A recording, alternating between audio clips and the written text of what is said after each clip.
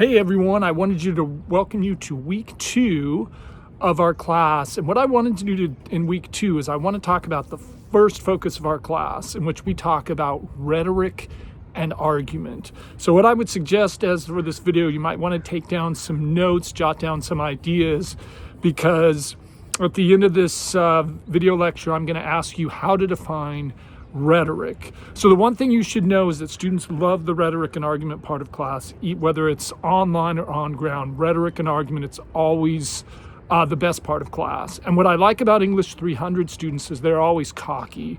You all think you know what an argument is, and none of you really know what an argument is. And before we can talk about what is an argument, we have to define the term rhetoric. So we're going to start off week 2 and play around with these ideas to define what is the term rhetoric.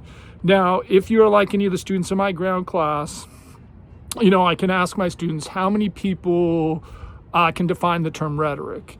And most of my students basically, say, they don't know how to define rhetoric. They've heard the term, but they don't really have a clear definition of rhetoric. And so that might be the case where you are as well. So what we want to do is slow down and kind of break up rhetoric into kind of 3 parts, right? We're going to talk about people who use rhetoric. We're going to talk about forms of rhetoric, and then I will give you a definition of rhetoric. So if we want to first start off for people who may have never heard the term rhetoric or don't have an understanding of it, the first thing we want to do is ask, who are the people that use rhetoric? Because I ask students, is it safe to say that we do know that people use rhetoric? And just about everyone can raise their hand and say, yeah, I know there are people who use rhetoric. So let's figure out who the people are that use rhetoric. Who do you think uses rhetoric? And the funny thing is, in a ground class or in an online class, students can always associate rhetoric with politicians, right? Politicians always are known to use rhetoric. So if you think about it, we came out of a really nasty political campaign season, and probably somewhere in the last 6 months you heard Joe Biden was using rhetoric, or you might have heard Donald Trump is using rhetoric. And now that we're in the start of the first term of the Trump administration, you might be hearing a lot of, here is Donald Trump's use of rhetoric. So we know that politicians use rhetoric. The second group that's always associated with rhetoric is lawyers. Lawyers always use rhetoric. And if you think about it, that's the way we can link rhetoric directly to argument, because what is it that a lawyer does? A lawyer is arguing for their client, right? They're arguing to in their client's best interest, right? So we know we can say who uses rhetoric: politicians, lawyers. Who else might use rhetoric, right? Well, if we think about it, there's a discipline, right? Philosophy is generally the study of rhetoric, right? So philosophy might go and look at the ideas of Aristotle, Socrates, Plato. So philosophers use rhetoric. English teachers might use rhetoric, right? Given I'm an English teacher, right? And we know that there are students might use rhetoric, and they're not always very good at using rhetoric, right? So once we've determined, okay, here are some of the people who use rhetoric. Those people can be politicians, they can be lawyers, they can be teachers, they can be students. Then we want to talk about forms of rhetoric. So imagine right now if I had a guest speaker and I was going to bring that guest speaker on, and I was going to bring in, let's say I bring in, hey, it's Barack Obama, former President Barack Obama, and he's going to finish this lecture. So if you had President Barack Obama, he was standing up here, was using rhetoric, what is he doing?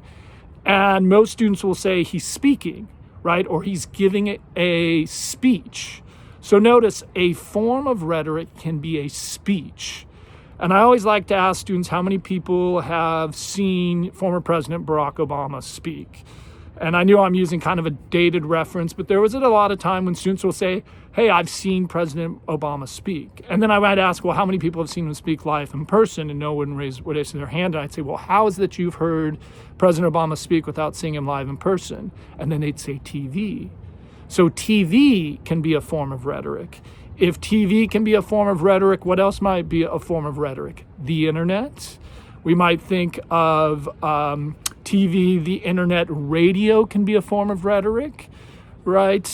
Sometimes people might think of Writers is the person who's using rhetoric. So if we have a writer, then the form of rhetoric would be a book, a newspaper, or a magazine. So what I want you to think about is, okay, we have people who use rhetoric, right? Whether they're lawyers, politicians, teachers, English instructors, students. Those forms of rhetoric could be a speech, TV, media, the internet, right? So now I'm going to give you a definition of rhetoric. And my definition of rhetoric is words that are used to manipulate, to deceive, and to con people. So I will define rhetoric as words that are used to manipulate, to deceive, and to con people. And what I want you to do is I want you to just kind of think over this lecture. I want you to think about my definition of rhetoric. And I want to know how you would define rhetoric and if you agree or disagree with my definition of rhetoric. Feel free to disagree with my definition as we'll kind of expand on it in the next couple of weeks.